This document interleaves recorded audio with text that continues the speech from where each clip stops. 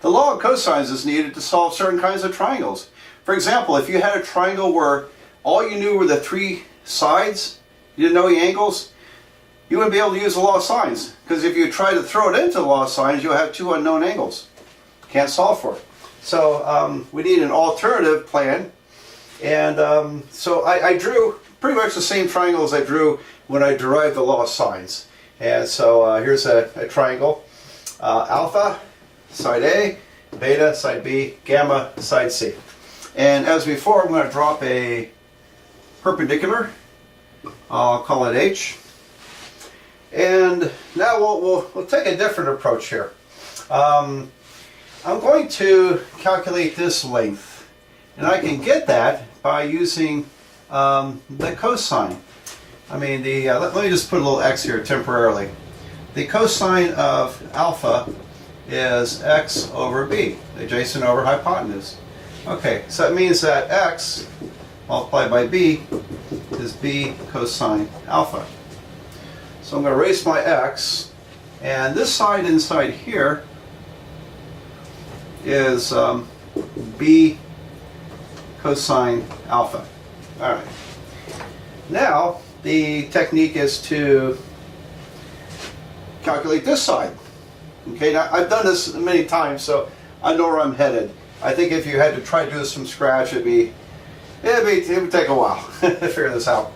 But why do I want this length here? Well, that length we can get it by taking the entire base c and subtracting b cosine alpha. Now I don't have room to really write that in very well, so this side is c minus b cosine alpha. There you go. I meant the arrow to point at the base there. So entire length c minus this length right here.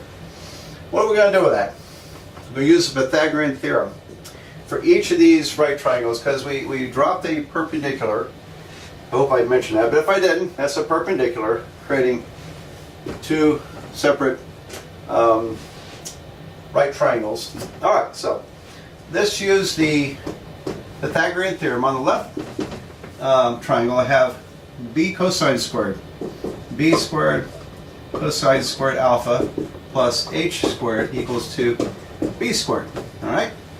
Straightforward Pythagorean Theorem. Over here I've got this side, c minus b cosine alpha, quantity squared, plus h squared equals to a squared. There we go. Alright, so we got to put all this together, and actually when you think about it, we could subtract the equations, the h's would cancel, or I could just solve for h squared and transfer it into here. So what if I did that? H squared on the left side is b squared minus b squared cosine squared alpha. And then when I substitute it here, I'm also going to multiply this out. So it's going to be messy. Alright, I'll keep the diagram here for a minute, but I'm going to erase law of cosines. You see that coming. When I square this out, I have to multiply it by itself. I have to FOIL it. So if you do that, you're going to get c squared, and then minus, we'll have two of these products, minus 2bc times the cosine of alpha, and then this gets squared, plus b squared cosine alpha. Alright, and then plus h squared, which is over here, b squared minus plus b squared minus b squared cosine squared alpha, and that equals to a squared. Alright, so somehow in that mess, everything's going to just come out wonderful. It's going to come out wonderful. I think I got a mistake though. This is b squared cosine squared alpha, isn't it? Okay, because that was from here. I had the squared cosine also. Okay, well look at that. Yeah, we're almost done. That's amazing, because look what cancels here. The b squared cosine squared alpha, and there's a negative, that cancels. And so now we have I'm going to erase this and rewrite it. And I'll put it in a little bit different order, and we'll call it the law of cosines. So here we go. A squared. Oops. My blue pen. Okay. A squared equals to, I'll call it b squared plus c squared. B squared plus c squared. And then minus 2bc cosine alpha. And that is the law of cosines. Law of cosines. There you go. And when you think about it, this side squared, that's the side that's opposite the angle. Okay, and then b and c are the other two sides of a triangle. So, and really, if you wiped off that piece, you'd have the Pythagorean Theorem. Except usually we write it c squared equals a squared plus b squared, but if you change the letters around, if it was a right triangle with a the hypotenuse, a squared would be b squared plus c squared. And that would work if cosine was 90 degrees. You know, the hypotenuse is opposite the right angle, isn't it? If that's 90 degrees, cosine 90 is 0. And you have the Pythagorean Theorem. Okay. So, just one little point here for a work or problem. The Pythagorean Theorem has two sides to it. You know, a direct statement and a converse. So the first one says that if you have a right triangle, with sides a, b, and c, then a squared plus b squared equals c squared. Now that's kind of easy to prove. But the opposite side says that if you have a triangle with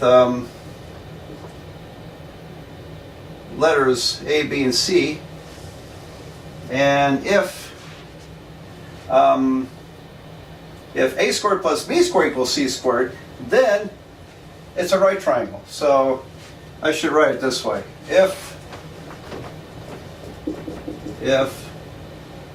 then, if you have a right triangle, then a squared plus b squared equals c squared.